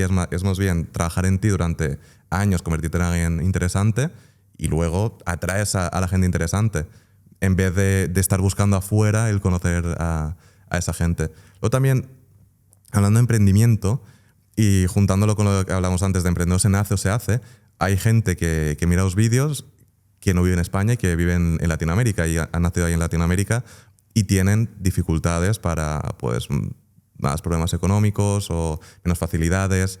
¿Qué le recomendarías a alguien que quiere emprender desde ahí? Lo que le recomendaría es, primero, que trabaje en habilidades de alto valor. Creo que es justamente lo que falta. Hay grandísimos productores, grandísimos editores, grandísimos closers, grandísimos setters, grandísimos lo que sea. Y el problema es que todos te mandan un mismo mensaje por privado del tipo, hola tal, te puedo ayudar con no sé cuánto. Lo que está fallando es la base de cómo se está comunicando contigo. No está creando una relación de alto valor, no está creando una relación de reciprocidad donde realmente me intereso por ti y donde realmente busco generar esa conexión. Es decir, lo que está fallando es la parte personal, es el conjunto de habilidades de los que justamente venimos hablando. Esa parte no está trabajada. Entonces, primero, conviértete en una persona valiosa y la gente valiosa se te va a acercar. En cuanto mayor es la valía en la que tú te vas convirtiendo, también es más fácil que tú detectes a personas de alto valor. Y en segundo lugar, es que se profesionalicen y que hagan algo muy bien y les diría que se acerquen a gente de Europa. Es decir, creo que una persona de Europa puede pagar por sus productos o por sus servicios un ticket mucho más alto y de una forma mucho más cómoda, y para ciertos países el cambio de moneda es literalmente ser ricos. Entonces creo que no tiene tanto sentido el centrarme en ofrecer pues, productos, por ejemplo, si vivo en Venezuela, a gente de Venezuela, sino ¿por qué no a gente de España? ¿Por qué no a gente de Europa? Que me puede pagar 100, 500 o 1000 euros y eso en mi país es una brutalidad. Entonces creo que el foco está en trabajar las habilidades, hacer algo muy, muy bien con lo que es ser competitivo en un mercado europeo y trabajar evidentemente la parte digital para dirigirte a ese sector y que estén encantados de trabajar contigo. No, estoy súper de acuerdo con el tema de de que al final ya es un mundo global y no hace falta trabajar con la gente de tu propio país. Por ejemplo, imagino que tú también tendrás clientes que igual son de Estados Unidos y te pueden pagar más dinero que un cliente de aquí. Al igual que yo, igual voy a trabajar una marca de Estados Unidos porque tiene más dinero y es más interesante y está más desarrollada que una de aquí. Entonces, el hecho de eso desde Latinoamérica, súper de acuerdo. Para mí es el hecho de aprender una habilidad de alto valor que a día de hoy se puede aprender gratis y que muchas veces no es tanto aprender, porque aprender, pues en unas horas delante del ordenador ya aprendes, es practicar. Y luego estoy súper de acuerdo con esto de cómo prospectar el cliente, cómo contactar. Entiendo que a ti te escribirán todos los días un montón de esto. Yo me acuerdo una chica que me escribe que estuvo a punto de subirla a Instagram así de forma educativa, rollo, oye, no hay que hacer esto. Al final dije, bueno, da igual, pero lo explico aquí, que había copiado como un mensaje que alguien le habría enviado en algún curso o alguna cosa y lo había copiado y pegado y había un momento que ponía como insertar nombre del creador o algo así y me lo había mandado con insertar nombre del creador y era para contestarle, mira, no eres capaz de leer un mensaje, me vas a ayudar en esto, pues obviamente no voy a confiar en ti. Total. Me ha parecido fascinante cómo gestionas el tema de montar varias líneas de negocio. Te quería preguntar, imagínate que yo quiero montar una aplicación. Digo, mira, pues quiero hacer algo distinto, una aplicación que sea la comunidad. He visto que a la gente de mi comunidad le cuesta organizarse y quiero hacer una aplicación de productividad básica, pero lo quiero hacer y tengo tiempo, pero prefiero dedicar mi tiempo a crear contenido porque siento que aporto más valor ahí. ¿Cómo harías? Primero te preguntaría, ¿para qué la quieres crear? Es decir, ¿qué le quieres aportar al cliente? Y en segundo lugar, ¿cuál es tu intención con ella? No es lo mismo que una aplicación con el objetivo de rentabilizarla mes a mes que con el objetivo de que entre un fondo de inversión y hacer un éxito y venderla por no sé cuánto en unos años. Ese es el objetivo. Vale. Pues si tu objetivo es venderla en un futuro, para mí el planteamiento es muy distinto a si no. Son dos modelos totalmente contrarios en realidad. Uno igual es ya empiezas a ganar dinero desde el día uno y el otro es hay que invertir más dinero, ¿no? Para mí un modelo es un modelo lean startup, que sería más no hago una aplicación, sino que monto primero algo intermedio que me permita valorar si el mercado lo quiere. Un producto mínimo viable, con un foro, con algo que sea prácticamente gratuito para ti, que no tenga gastos, y empecemos a testar el mercado con los mensajes que hacen falta y que la gente esté dispuesta a comprarte. Y a partir de ahí se va reinvirtiendo, bootstrapping, se va haciendo y se va construyendo esa aplicación. Eso sería como el modelo que yo recomendaría casi siempre. Después hay un modelo mucho más salvaje, que es el modelo startup, que sería pues evidentemente abrir rondas de financiación, tener capital, y te va a hacer falta. Porque si tu objetivo es venderlo en unos años, hay un papel muy importante y es el time to market. Es decir, en el momento en el que tú tienes una idea disruptiva y es muy buena, tienes a gente deseando copiártela muy rápido con recursos que lo van a hacer antes que tú. Entonces, tendría que entrar en fondos de inversión, habría que ver cómo hacerlo, qué valor aporta, cuál es el modelo económico, en cuánto tiempo podría estar listo, cómo lo desvinculamos después de tu marca personal. Este punto es importante, porque evidentemente si lo quieres vender a largo plazo, ok, que seas tú quien la impulsa al principio, pero hay que desarrollar un plan para que tú te vayas quitando de esa ecuación. ¿Cómo se va a hacer ese plan? Eso es algo que también comentabas antes, de que lo estáis haciendo con los infoproductos, con las empresas de formación, desvincularlas del creador para luego, entiendo que poderlo vender. Que hemos visto que hay algunos actores como Enrique Morris que lo han hecho en el mercado, pero es algo que parecía imposible, el hecho de vender una empresa de formación y se está haciendo. Y, por ejemplo, hay un francés que sigo desde hace años que él vendió su empresa de formación por 5 millones, que igual no es, o sea, es mucho dinero, pero bueno, eso ya el fondo que habrá invertido lo sabrá, pero que es algo que desde fuera sorprende, ¿no? Y es verdad que cuanto menos esté asignado a su marca, más sentido tiene todo esto. Creo que es un proceso de transición. Es decir, no tiene sentido que alguien como tú, por ejemplo, con una marca personal fuerte, no impulse ese producto para hacerlo crecer mucho. Pero creo que es muy diferente el ser el producto o ser la persona que hace que ese producto funcione con estar encima del producto. Entonces creo que hace una transición en la que yo la he hecho, o sea, honestamente, en la que en un principio yo era quien hacía las historias en Instagram, era quien vendía, era quien hacía webinars, era quien hacía todo, hasta que llega un momento en el que simplemente te conviertes en un canal más de adquisición. Llega un momento en el que realmente el que algo funcione o no funcione, tampoco sumas mucho más porcentaje. Tienes ya un montón de vías trabajadas y tú eres un canal más de adquisición. Entonces, en ese punto en el que tú eres un canal más de adquisición y tampoco sumas una gran parte a ese producto, ya es donde puedes empezar a desvincularte de verdad. Y con respecto a todos los lanzamientos que habéis hecho con varios infoproductores y el propio rendimiento empresarial, ¿El lanzamiento más grande que has hecho ha sido con un producto tuyo o un producto de otra persona? Venimos justamente por arte de los dos últimos, de superar los 2,5 millones en los dos, y a la par. Y vienen o sea, los siguientes van a ser más grandes. O sea, has conseguido más o menos lo mismo, tanto tuyo como, Sí. como del otro. Vamos ya a la última sección, finanzas. ¿Vale? ¿Cuánto dinero ganas? ¿Cuánto dinero gano? Te puedo decir que en lo que es el grupo hemos cerrado el año pasado con más de 10 millones, 13 creo. Y para que te hagas una idea, lo que es la agencia han sido 8 brutos con un 40% de EBITDA, solamente lo que es la agencia. Increíble.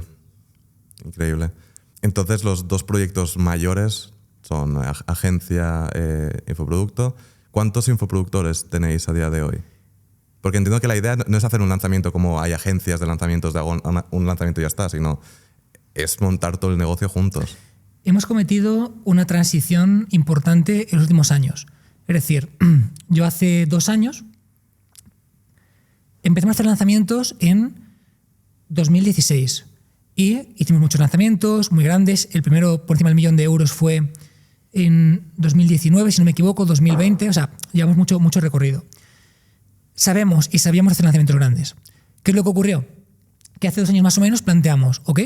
Sabemos hacer lanzamientos grandes por encima del 1.000.000 de euros. Podemos coger 10 productores intermedios o pequeños, cogemos 10 nichos de mercado y hacemos unos 200.000 al mes con cada uno y hacemos 2 millones al mes. Y empezamos a hacerlo. Y empezó a ocurrir. Pero nos dimos cuenta de que no era el camino. De que no era el camino porque 10 productos diferentes, con 10 targets distintos, con 10 equipos, era muy difícil de gestionar. Cuando una trabajo persona, más masivo en vez de calidad, ¿no? Por así decirlo. no es eso, es que los procesos se complican. Una persona de atención al cliente que te sabe contestar una pregunta concreta de un productor, no de otro. Todo es multiplicado en complicaciones. Targets diferentes, todo es muy distinto. Entonces, la conclusión que sacamos fue justamente la contraria. Y es, ¿qué ocurriría si en lugar de hacer 10 lanzamientos de 200.000 al mes, hacemos 4 lanzamientos al año, 3, e intentamos llegar a 10 millones en cada uno de ellos? Y es justamente el punto en el que estamos. O sea, esperamos este año por lo menos, pasar los 7, 8, intentar llegar a acercarnos a 10 millones por lanzamiento. Por un lanzamiento. Por un lanzamiento, un o solo por una mes. estrategia de lanzamientos anual. Un lanzamiento. Un lanzamiento. Sí. Que O sea, sería, si todo va bien, mínimo, intentar meternos este año en 20 millones, 20-25 millones. que entonces ahí sí que estáis rompiendo un récord de lanzamiento de infoproducto de habla hispana, al menos. Pero no me quiero comparar ni es mi objetivo. Es decir, lo que tengo claro es lo que estamos haciendo y sé que es bueno, sé que estamos aportando algo desmedido al mercado, tenemos claro cómo hacerlo y, o sea, no es una competición. Hacer 3 ya es una barbaridad, hacer 4 ya es una barbaridad, pero creo que para mí es más importante hacer una experiencia de usuario brutal, hacer un proceso donde la gente realmente aprenda, donde realmente se perciba la calidad, donde realmente mole la experiencia del lanzamiento, y hacer 2 o hacer 3, a hacer 1 al mes y hacer 300.000 por cada uno. Entonces, siempre suele haber un lanzamiento por detrás, ¿no? Igual no tiene que ser el tradicional de que se hacía hace años con los 4 vídeos, tal, no sé qué, sino que son otras estrategias, pero sí que es una estrategia de lanzamiento que entiendo que también va de la mano con cómo se hacen los productos ahora, que no es un vídeo grabado, sino que es... Exacto. Pues entra todo el mundo, se empieza ahora, se cierra después. Exacto. Y es más así. Sí, o sea, al final no solamente trabajamos con lanzamientos, pero sí nos gustan mucho. Nos gustan mucho porque la entrega del producto es mucho más... se hace más en conjunto con todo el mundo. Entonces el proceso emocional del alumno, el cómo avanzan, la comunidad que se genera, es muy diferente si claro, no para de entrar gente. Eventos físicos, no se suelen eventos hacer presenciales, que hacemos un montón, es diferente. Eventos en directo, que hacemos un montón, hacemos todos los meses un evento en directo, formativo para adquirir una habilidad. Claro, todo eso cuando la gente entra junta, la conexión que hay es mucho más alta. Y sí, no trabajamos únicamente con lanzamientos, es decir, también hay una estrategia por detrás muy fuerte, Bellerín, que nos hace facturar mucho y que de hecho paga los gastos fijos, pero me gustan los lanzamientos y de hecho es lo más normal del mundo. Es decir, Samsung, venimos a hacer un lanzamiento, o sea, Samsung viene ahora a hacer un lanzamiento, ha sido brutal. Samsung ha hecho un lanzamiento, un proceso de calentamiento de la audiencia, ha lanzado el Samsung, ha hecho una oferta irresistible, te llamaban de MediaMarkt y de tu banco para ofrecerte el Samsung. Es decir, ha habido un lanzamiento con un cierre de carrito. Ha habido, creo que son 9 días de carrito de Samsung abierto, ha cerrado. O sea, es un lanzamiento. Un proceso Sí, como hace o Apple. Apple cada año hace un lanzamiento. Ese vídeo emocional, ese proceso, lo que consigues al final es que estés deseando asistir. ¿Por qué? Porque hay todo un proceso previo de educación y se trabaja esa exclusividad. El lanzamiento, además últimamente se ha hablado mucho de los lanzamientos, especialmente lanzamientos con stories, que al final lo que volvemos es una estrategia más, pero los fundamentales es lo importante. Luego me has comentado antes unos 250.000 euros al mes en equipo de gastos fijos, luego pues hay gastos variables. ¿Y David, a nivel personal, cuánto dinero se gasta al mes? Pues me gasto poco, entre comillas. No creo que supere los 3.000, 4.000 euros contando todo y, o sea, viviendo muy relajado. Quiero decir, no pongo límite a lo que gasto, pero tampoco soy una persona que tenga una tendencia a gastar demasiado.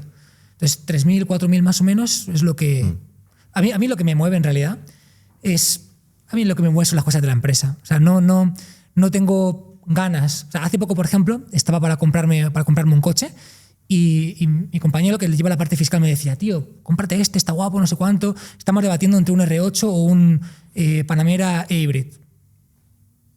Y es que lo que le dije es, si es que me da igual, si es que no es lo que me llena, es, ¿lo metemos en un piso? Venga, pues en Ibiza sí podemos. O sea, lo que me mueve más es la parte de creación, es la parte de empresa, la parte de evolución, más que tener un supercoche o tener un... Vivo muy tranquilo Sí. y me siento libre por ello. Sí, al final hay una frase que me encanta que es "What you own owns you". Acuerdo el otro día la señora de limpieza de mi casa que en Andorra hay muchos pisos turísticos y estas empresas hacen muchos pisos turísticos y siempre me dice, tienes que comprarte más pisos para no sé qué, Airbnb, y le digo siempre eso, que al final lo que tienes te obliga a también dedicarle tiempo. Al final, si tienes un coche guay, pues tienes que dedicarle tiempo y no solamente el dinero que vale, sino luego el tiempo que tienes que invertir en ello. Totalmente. Yo la conclusión que saqué fue, si es que lo puedo hacer, pero es que tampoco es que me queme por dentro hacerlo. Entonces, ¿por qué iba a hacerlo? Mejor hacer algo que te ilusione de verdad. Luego tengo una pregunta que vamos a ver si se puede contestar o no, o de qué forma se puede contestar, que es ¿cuánto dinero tienes? Vale. A la resistencia. Lo que pasa es que es un poco complicado de contestar. Cuantificar.